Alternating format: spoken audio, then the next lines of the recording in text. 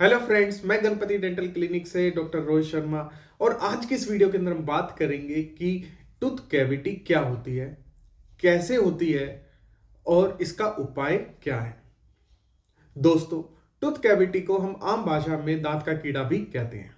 Actually में ये कीड़ा जैसा कोई चीज नहीं होती। हो सकता है कि आप कभी ट्रेन में सफर कर रहे हो, बस में सफर कर रहे हो, आपको पागल बनाने के लिए वो कीड़ा आपके मुंह में से निकाल के आपको पानी में भी दिखा देंगे, लेकिन ऐसा कुछ नहीं होता है। आखिरकार में होता क्या है कि आपके मुंह में जो बैक्टीरिया प्रेजेंट होते हैं वो उस दांत के अंदर घुस जाते हैं, उसी में खाना पीना चलता रहता है उनका, और वो आपके जो दांत है उसको डिके करते रहते हैं, यानी उसको गलाते रहते हैं।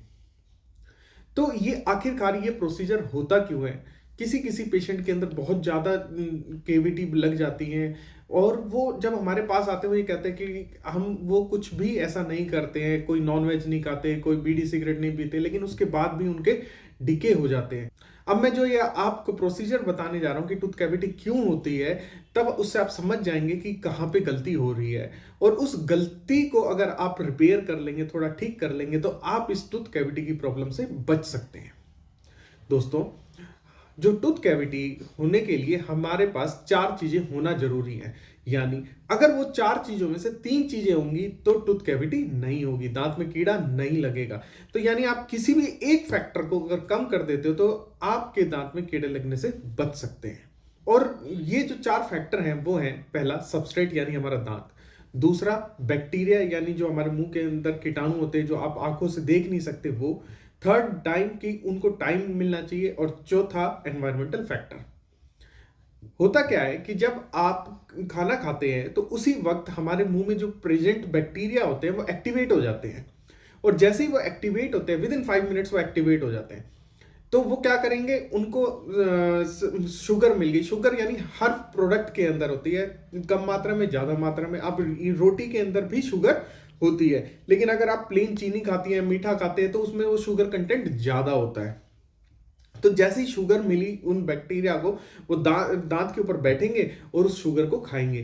तो और उस खाने के बाद एक एसिड प्रोड्यूस करते हैं जो आपके दांत को गलाता रहता है।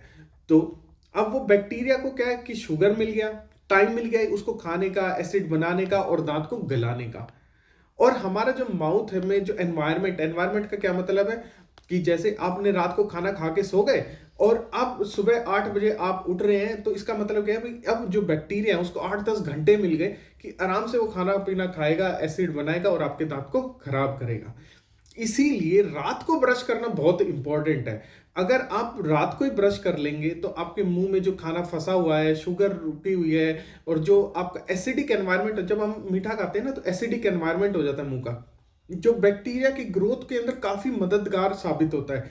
तो जब आप ये उनके अंदर ब्रश कर लेंगे, फ्लॉस कर लेंगे, तो वो एनवायरनमेंट चेंज हो जाएगा, बैक्टीरिया को खाना नहीं मिलेगा और आपके दांत को वो डिके नहीं कर पाएगा।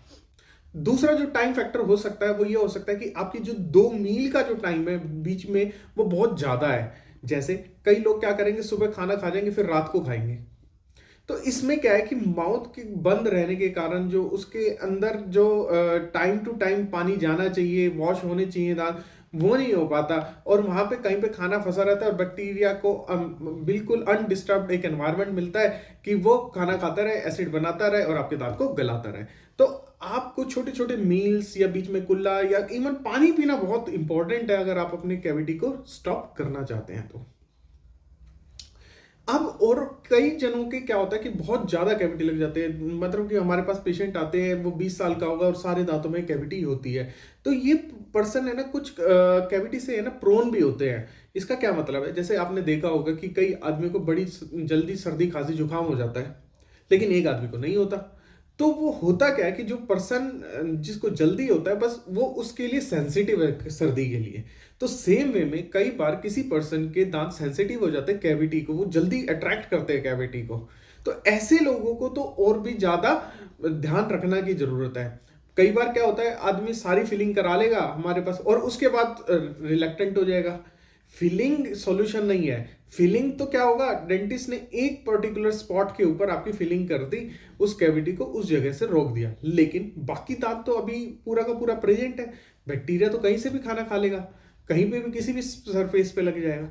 तो आपको एक तो रात को ब्रश करनी है, दूसरा आपको मील में ज़्यादा गैप नहीं देना, पानी अच्छा पीना है और टाइम टू टाइम ब्रश करते रहना। अगर आपको ज़्यादा लगता है तो 3 बार ब्रश करिए, लेकिन इसको कंप्लीटली रोका नहीं जा सकता, आप इसको प्रिवेंट कर सकते हैं।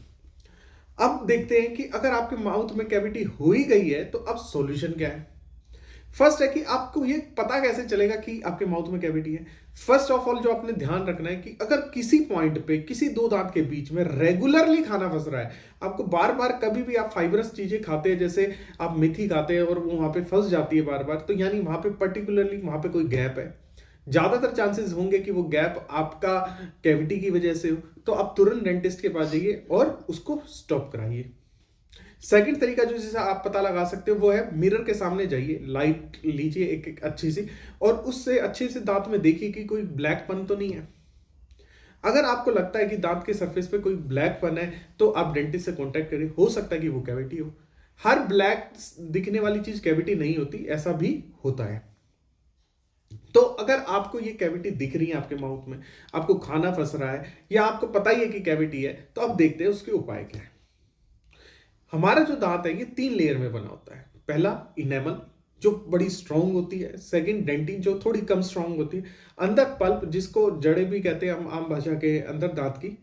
तो जो ये अगर आपका जो फर्स्ट स्टेज है यानी आपके दांत का इनेमल खराब हुआ है, तो आप बिल्कुल राइट स्टेज पे डेंटिस्ट के पास पहुंचेंगे। यहाँ पे सबसे कम पैसे लगेंगे और आपकी फीलिंग सबसे ज्यादा चलेगी। यानी हो सकता है कि जैसे हमारे क्लिनिक में हम 800 to 1000 रुपीज कंपोजिट फिलिंग का लेते हैं इस स्टेज के ऊपर, और आपकी फिलिंग कर देंगे। और ये वाली फिलिंग क्योंकि अब ये छोटी है इस वजह से 15 साल चलेगी।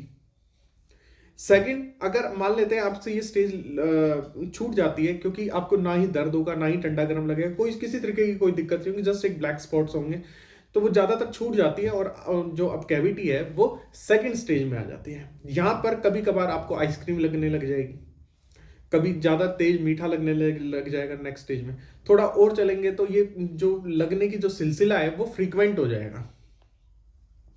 इस स्टेज के ऊपर अगर आप आते हैं तो अब कैविटी बड़ी हो चुकी है, दांत का सरफेस बड़ा हो चुका है जो खाली है। तो जो अब फीलिंग 15 साल जो चलने वाली थी वो अब 15 साल नहीं चलेगी। अब वो हो सकता है कि वो 5-6 साल ही उसकी लाइफ बची हो, लेकिन ये इस स्टेज पे भी हमें फिलिंग ही करानी चाहिए। एटलीस्ट हम जितना दांत को सेव करेंगे उतना अच्छा है। तो यहाँ पे हम जो डॉक्टर है उसको कैविटी को क्लीन करेंगे अगेन, और उसके अंदर एक अच्छी सी फिलिंग कर देंगे जो ड्यूरेबल होगी। एंड इस बात पे कमेंट तो नहीं किया जा सकता कि कितने साल चलेगी, हो सकता है 6 साल चले, हो सकता है 10 साल भी चल जाए।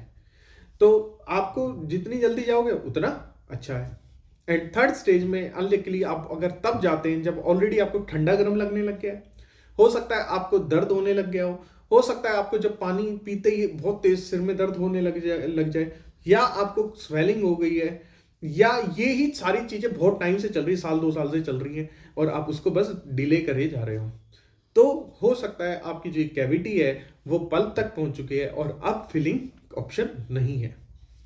अब यहाँ पर हमारे जो ऑप्शन बचती है वो रूट कैनाल होती है। यहाँ पे आपकी जड़ों को पहले क्लीन किया जाएगा, फिर उसके अंदर आर्टिफिशियल रूट्स डाली जाएंगी, एंड फिर उसके बाद एक ब्यूटीफुल फिलिंग करी जाएगी, एंड फिर दांत छोटा करके कैपिंग लगाई जाएगी ताकि वो ये लॉन्ग लास्टिंग चले। तो दोस्तों हाँ, जैसा कि हमने देखा कि जैसे जैसे टाइम बीतता जा रहा है, कैविटी का साइज बड़ा होता जा रहा है, उस हिसाब से ट्रीटमेंट हम करते जा रहे हैं, और जो ट्रीटमेंट का प्राइस है वो भी बढ़ता जा रहा है, और जो ट्रीटमेंट की लाइफ है वो घटती जा रही है। तो आप जितनी जल्दी स्टेज के ऊपर जाएंगे उतना पैसा बचेगा और उतना जो ट्रीटमेंट है वो लॉन्ग लास्टिंग होगा। तो दोस्तों आज ही और अभी आप जाके मिरर में चेक करिए कि आपके माउथ में कोई कैविटी तो नहीं है। अगर है तो आप तुरंत डेंटिस्ट से कांटेक्ट करें, और अगर फिर भी आपको कोई क्वेश्चन है, कोई सलाह लेना चाहते हो और या हमें दिखाना चाहते हो तो नीचे दिए गए नंबर पर व्हाट्सएप कर सकते हैं। Thank you for watching. Please subscribe our channel for watching other useful videos. Thank you.